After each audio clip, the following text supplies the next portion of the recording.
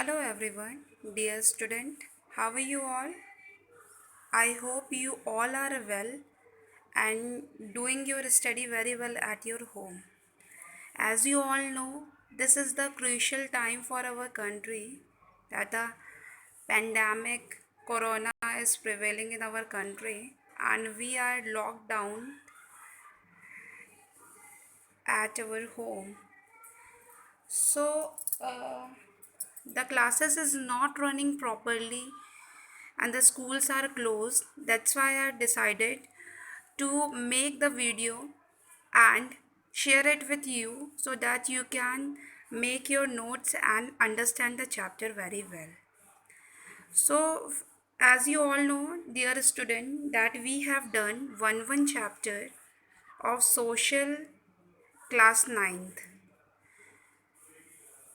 In history, geography, civics and economics, we have done one chapter. And second chapter of history also we have done.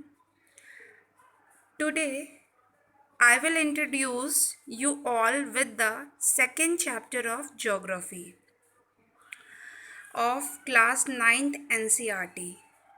The chapter is physical features of India. As you all know about the physical features and the variety of the physical appearance in our country, that you all know, in the previous classes we have already learned this. So as you are in ninth class, so our syllabus is quite extended from before whatever we have. So this chapter is all about what kind of physical division India have, what kind of landforms we have in our country, and some of the map skill we also do in this. This is the first lecture of this chapter. I will provide you the another lecture also. So let's start with this lecture. As you all know that India is a large land mass formed during different geological period which has influenced her relief. There is different type of geographical features which we seen in different parts of our country. We have the mountains, we have the northern plains, plateaus, coastal plains, islands, desert. So these are the different features and the landform we have in our country. India का जो geographical feature है, climatic condition है, वो अलग अलग areas में अलग अलग रीजंस के वजह से ये बहुत ज़्यादा वैरी करता है एक प्लेस से दूसरे प्लेस में, क्योंकि यहाँ पे बहुत सारे फैक्टर्स हैं जो अफेक्ट करते हैं किसी भी एरिया के फीचर्स को लेके, फिज़िकल डिविजन्स और latitude, longitude, distance from the sea, बहुत सारी चीज़ें हैं जो कि क्लाइमेटिक कंडीशन को भी वरी करती है. But physical features of India, इसको वेरी करने के लिए, इसको वेरी करे वो फीचर्स क्या हैं, वो कैसे एलिमेंट्स हैं जो हमारी कंट्री में अलग अलग तरह के लैंड फॉर्म को जनरेट करते हैं. तो हम लोग ये देखेंगे कि ये किस किस तरह के फीचर्स हैं जिसके वजह से हमें प्लेन्स भी अवेलेबल है हमारी कंट्री में, हिल्स भी अवेलेबल हैं, डेजर्ट भी है, कोस्टल प्लेन्स भी हैं. तो इन सब के फॉर्मेशन होते कैसे हैं, ये सब हम इसमें पढ़ेंगे. तो according to the theory of plate tectonic, the crust or the upper part of the earth has been formed out of the 7 major and some minor plates.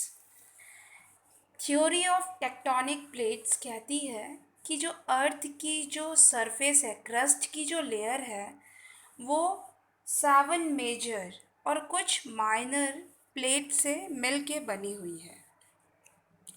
ये प्लेट्स हेल्प करते हैं अर्थ को बनाने में। यहाँ पे जो प्लेट्स होती हैं वो कुछ मेजर और कुछ माइनर जो अर्थ की क्रस्ट है वो कुछ मेजर और माइनर प्लेट्स से मिलके बनी है। उसी को कहते हैं थ्योरी ऑफ टेक्टोनिक प्लेट।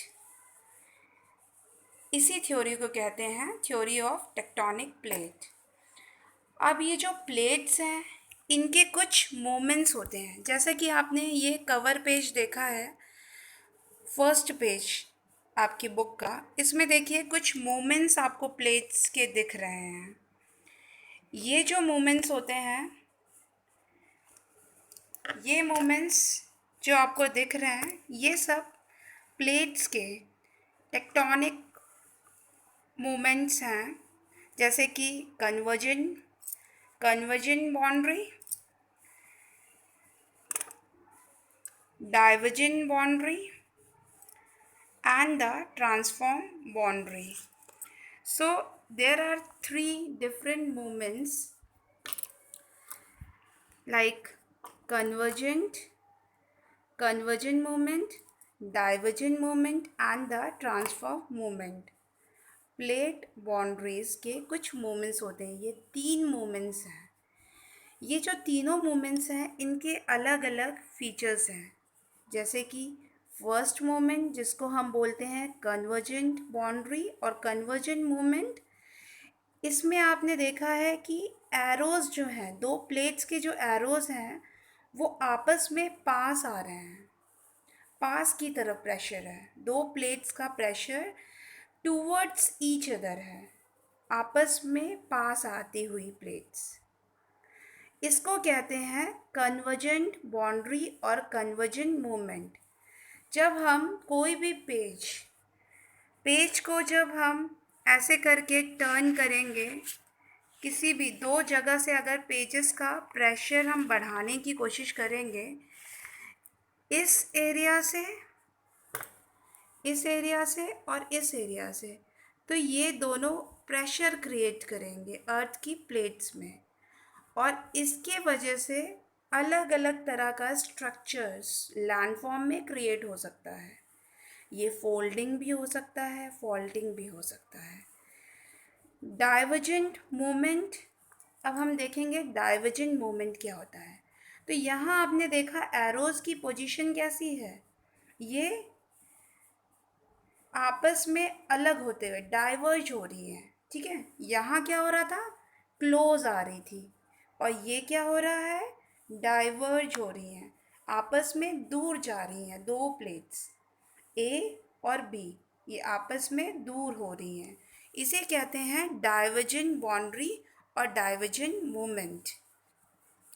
इसके वजह से अर्थ में कुछ फॉल्टिंग आ सकती है, अर्थ की जो सरफेस है उसमें फॉल्ट आ सकता है, और इसी तरह से डिफरेंट डिफरेंट लैंडफॉर्म्स हमारे क्रिएट हो सकते हैं। इसमें हम अपलिफ्ट हो सकते हैं और इसमें फॉल्टिंग हो सकती है। Now the third is transform boundary. ये जो ट्रांसफॉर्म बाउंड्री है ये अपवर्ड और डाउनवर्ड मूवमेंट क्रिएट करती है। जैसे कि one arrow is showing the downward movement and the another one is showing the upward movement. तो this is this one is showing the upward and another one is showing the downward movement। तो इसमें क्या होता है, एक ऊपर और एक नीचे खिसक जाती है मोमेंट्स।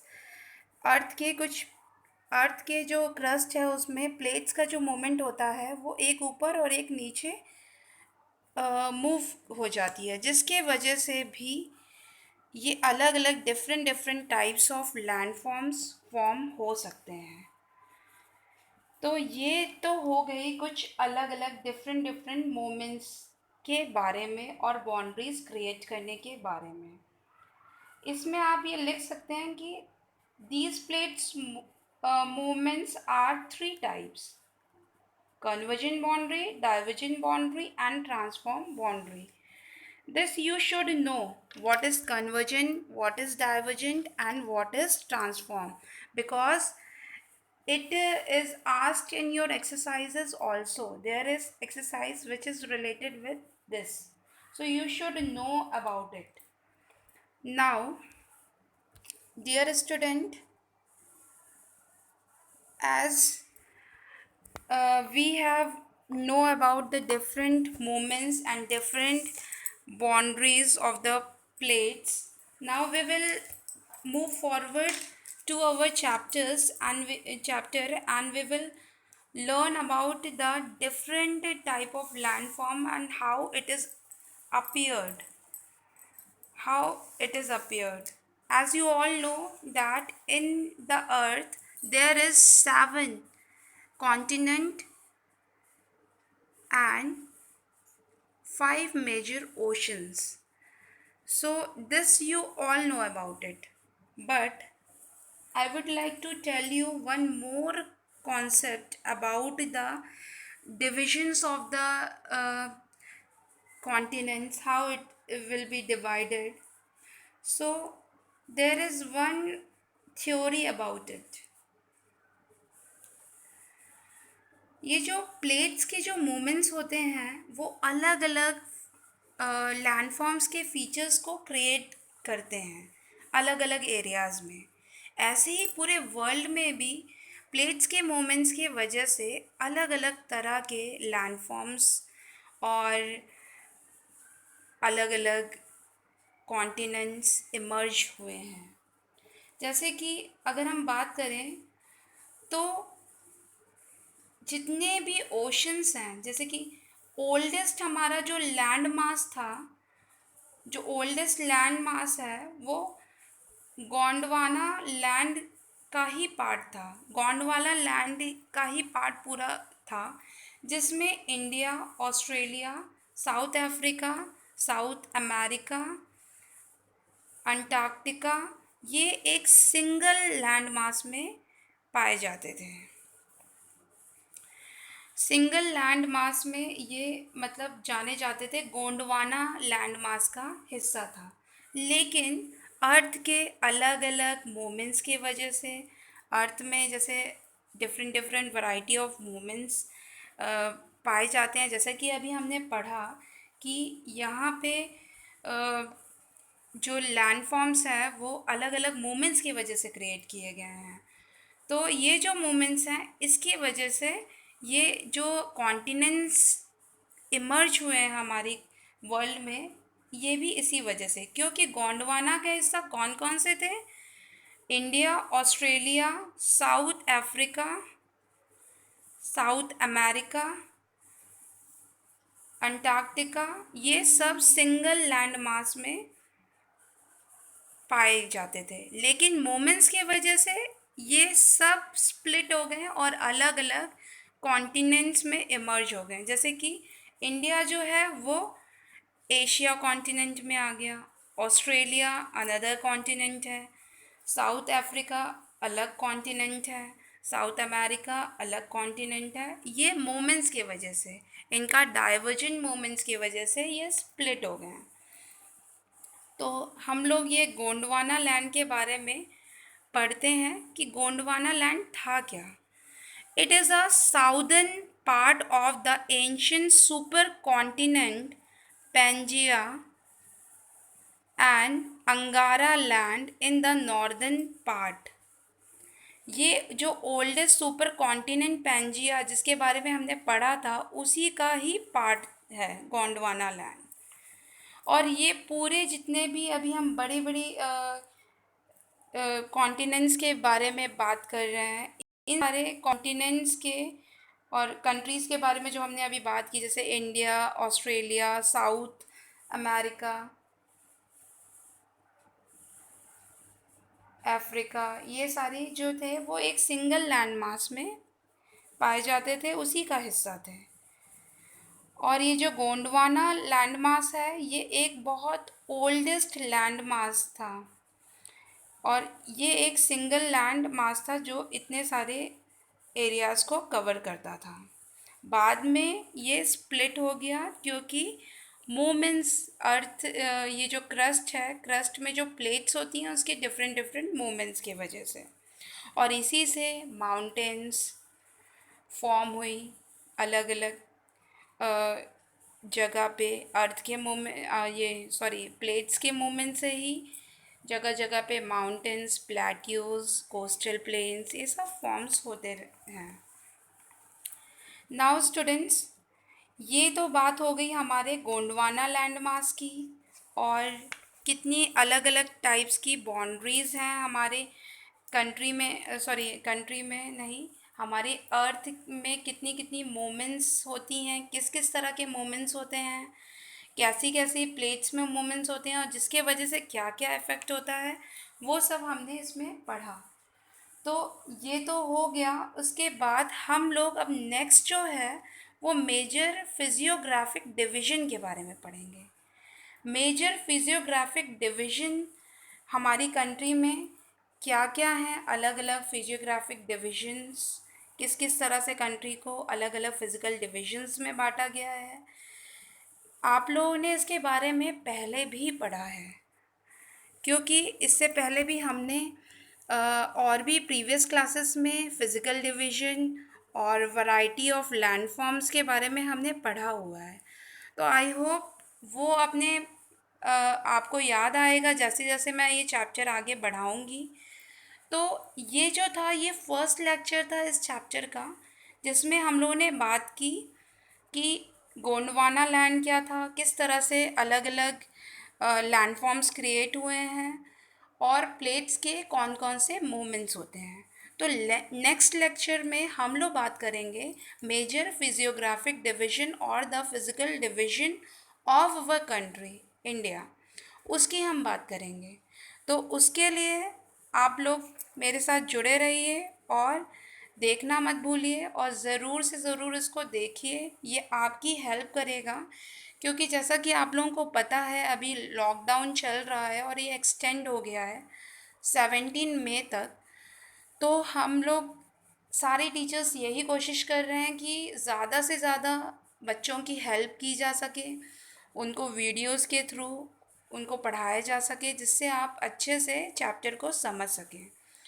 और नोट्स वगैरह आप लोग अपने बनाते रहिए, और मैं आपकी हेल्प करूँगी, उस नोट्स को देखूँगी भी और कुछ अपनी तरफ से भी प्रोवाइड करने की प्रोवाइड ज़रूर करूँगी, जिससे आपकी हेल्प हो सके। तो नेक्स्ट वीडियो का लिंक मैं आपको शेयर करूँगी। तब तक के लिए stay at home, stay safe, and carry on your studies well, because we are lacking with 1 month. Okay, and the May is running on, so don't waste your time. Just take the help of the videos, take the help of the notes what your teacher is providing to you, and complete it. Okay, everyone, dear student, have a nice day. Thank you.